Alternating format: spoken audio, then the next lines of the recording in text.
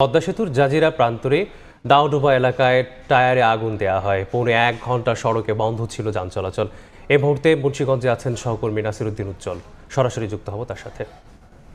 দুই প্রান্তের toll plaza ঘিরে কিন্তু বিশেষ নিরাপত্তা বলয় রাখা হয়েছে, কিন্তু এই যে জাজিরা প্রান্তের টোল প্লাজা থেকে প্রায় 2 কিলোমিটার দূরে যে নাওডোবা এলাকার 3টি পয়েন্টে কিন্তু টায়ার আগুন দেওয়া হয়েছে। এটা ককটেল বিস্ফোরণের ঘটনা ঘটছে এবং ট্রাকে আগুন দেওয়া হয়েছে। এসব নানা কারণে কিন্তু আতঙ্ক বিরাজ করছে।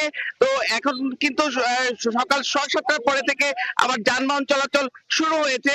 পদ্মা সেতু নির্বাহী প্রকৌশলী বলছেন যে এইসব ঘটনায় অন্তত পৌনে 1 ঘন্টা তাদের কিন্তু যান চলাচল বিঘ্নিত হয় এবং এই পরিস্থিতির কারণে কিন্তু টোল প্লাজার নিরাপত্তা আগে থেকে বৃদ্ধি ছিল, আরো বাড়িয়ে দেওয়া হয়েছে। কারণ টোল প্লাজা খুবই সেন্সিটিভ পয়েন্ট বলে কিন্তু তারা বলছেন যে এই এলাকায় কঠোর নিরাপত্তা বজায় রাখা হয়েছে। এছাড়া কিন্তু এই পদ্মা সেতুর বাইরে জনপদগুলোতে বিভিন্ন গুরুত্বপূর্ণ স্থানে কিন্তু নিরাপত্তা বাড়ানো হয়েছে। ঢাকা চট্টগ্রাম মহাসড়কেও কিছু বিচ্ছিন্ন ঘটনা ঘটেছে, সেখানেও কিন্তু আইন শৃঙ্খলা রক্ষা বাহিনী অবস্থান নিচ্ছে এবং এই যে পুরো এলাকায় যে যেটি তারা বলছেন যে কার্যক্রম নিষিদ্ধ, আওয়ামী লীগের যে লকডাউন ঘোষণা করছে সেটিকে কেন্দ্র করে যে মানুষের মধ্যে আতঙ্ক বিরাজ করছে এবং সেই সব পরিস্থিতি মোকাবেলায় আইন শৃঙ্খলা রক্ষা বাহিনী কিন্তু সর্বোচ্চ সতর্ক অবস্থায় রয়েছে এবং জানমাল রক্ষা ব্যাপারে কিন্তু তারা সতর্ক রয়েছেন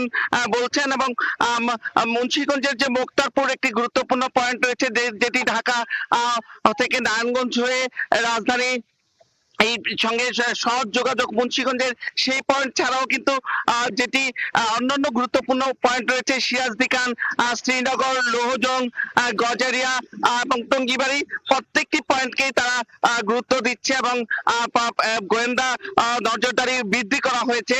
যৌথ বাহিনীর তৎপরতার কথা তারা বলছেন যে এই অঞ্চলে যে একটি অস্ত্রের কারখানা যে তারা সন্ধান পেয়েছিল সেগুলো থেকে শুরু করে অন্যান্য যেই সব এলাকায় ককটেল তৈরির সহ বিভিন্ন রকম বিশৃঙ্খলার প্রস্তুতি চলছিল সেই সব ব্যাপার গুলো সহ কিন্তু নতুন করে তারা বিভিন্ন দিকে নজরদারি করছেন। তো এই ছিল মুন্সিগঞ্জের সবশেষ পরিস্থিতি।